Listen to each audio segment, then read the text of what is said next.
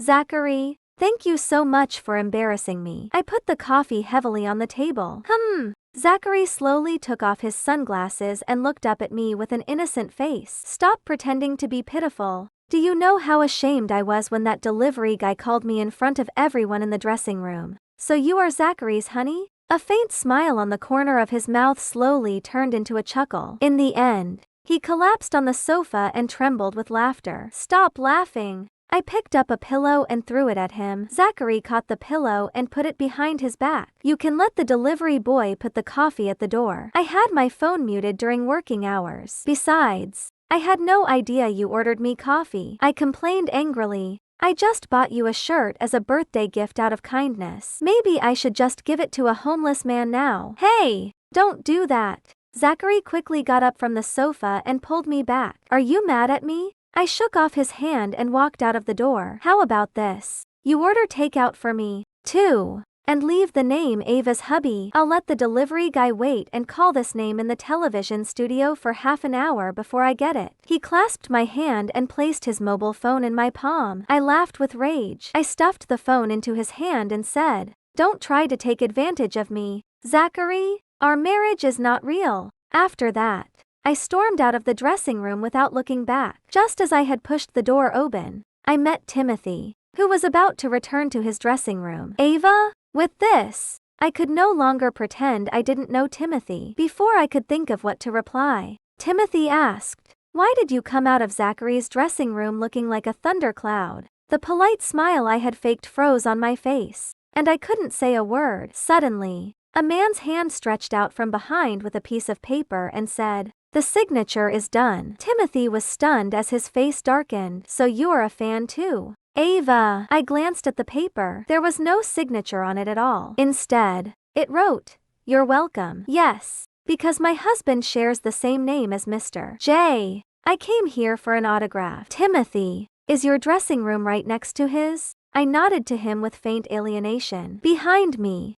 Zachary suddenly said, "Don't you want to take a photo with me?" "Oh, yes, yes," I said as I took out my phone. Timothy withdrew his gaze and tensed his jaw as if he was trying his best to adjust his facial expression. "I won't disturb you." Then, my eyes followed Timothy until his figure vanished at the door, and only then did I feel relieved. As soon as I turned my head, Zachary took my phone away. "What are you doing?" I asked him in confusion. "Delete the photo you just took. I don't want you to make fun of me with it." He scrolled the screen of my phone and then looked at his phone. After a while, he returned the phone to me and said, "Done. I'm not as boring as you." I rolled my eyes at him, elbowed him back, and left quickly with my phone. "How can you repay my kindness with ingratitude?" Behind me, Zachary sighed and closed the door. I suddenly remembered that I hadn't put my finger on the camera shutter of my phone at all. 11 on the day Zachary's birthday gift was delivered. He went to the studio early in the morning to arrange music for the contestants. He sent a message informing me that the housekeeper would come to his house today. I was a little bored while waiting for the housekeeper to finish the domestic chores. Therefore,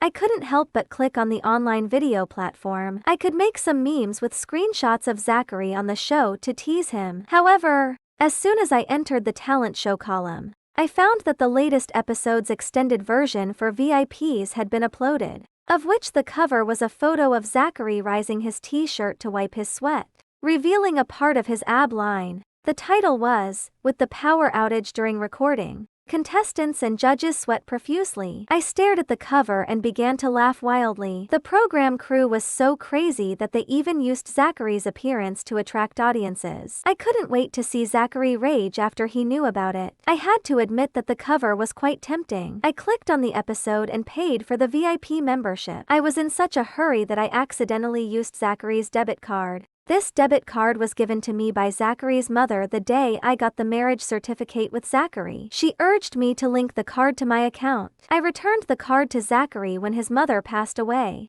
but I forgot to remove it from my account. I usually shopped with my own card, so it was not until today that I remembered the existence of this card. I quickly deleted Zachary's card and transferred him the membership fee via WhatsApp. "Sorry, I forgot to remove your card from my account. I've just removed it. Here's the money for the VIP membership. Perhaps he was too busy to reply to me. I started to watch the extended version for VIPs. Due to the power outage, it was getting hot in the rehearsal room. Originally, Zachary and the contestants were all wearing coats, but gradually, they removed their coats and only wore t-shirts. It didn't take long for Zachary to break out in a sweat. Beads of sweat dripped from his forehead to the tip of his nose. He had no choice but to lift the hem of his t-shirt to wipe the sweat off. At this moment, the considerate camera crew zoomed in on Zachary so that I could clearly see a few beads of sweat tracing his muscle lines and disappearing in his waistband. He could still cause the girls to scream,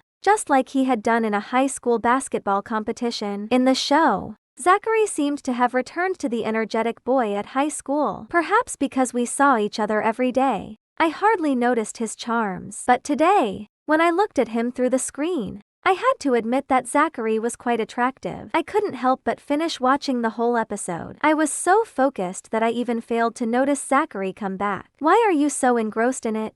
Is it so good? He leaned over as his soft hair gently scratched the back of my hand, making me itchy. I quickly locked the screen in shock and exclaimed, "What are you doing? It's just a show. You don't have to spy on it." He scorned. Besides, why did you pay for something already available at home? Zachary stood up and took off his coat. I was so startled that I almost dropped my phone. How did he know I had especially paid for a membership to see his abs? He even said they were available at home as he took off his clothes in front of me. Was he going to? "What do you want?" I asked weakly, wrapping my arms around myself. Zachary was in a thin long-sleeved shirt without the coat. He picked up the remote control and turned on the TV. "I've already paid for the membership on the TV at home. You can watch it directly." So the available thing he meant was the membership. My heart was pounding. Zachary turned around and handed me the remote. He suddenly frowned and asked, "Didn't you open the window to ventilate the room?"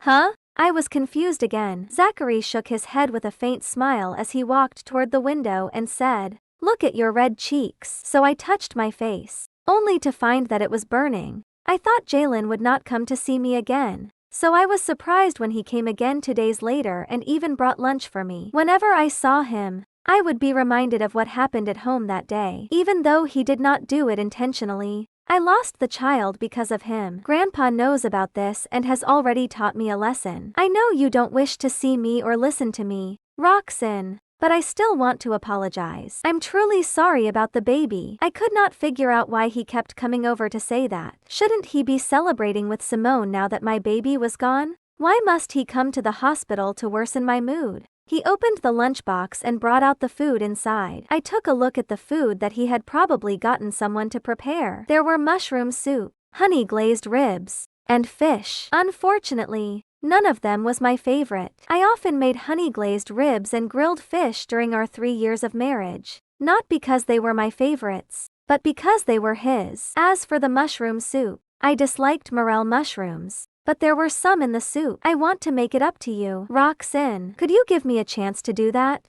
he asked. Make up? How did he plan on making it up to me? Could he do that?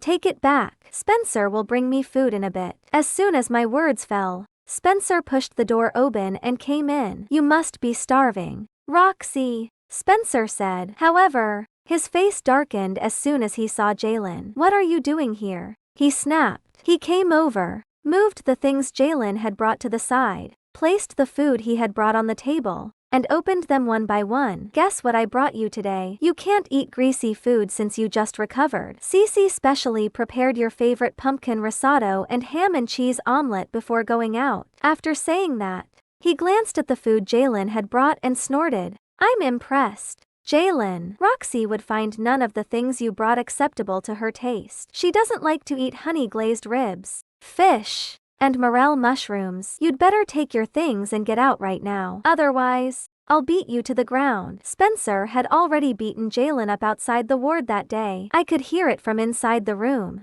but I said nothing to stop it. After crying all day yesterday, I felt much better now. Spencer's words made Jalen embarrassed. The high and mighty Jalen was snubbed when delivering food to others for the first time. I wondered what he was thinking at the moment. "I'll help you up to eat, Roxy." With that, Spencer came over and helped me up. I ate the food he brought me while ignoring Jalen. I had not had a good meal in the past 2 days. Surprisingly, with Jalen here today, my appetite was aroused and I ate half a bowl of risotto. Jalen had already left by the time I finished eating, but he returned the next day. Although none of the food he brought this time was anything I disliked, I still refused to eat it. Simone came to see me once on the 3rd day of my hospitalization. She pretended to apologize to me in front of others, claiming that my miscarriage was indirectly caused by her. She made excuses like blaming Jalen for caring so much about her that he shoved me away. I would be lying if I said that I was not upset by her words. After all,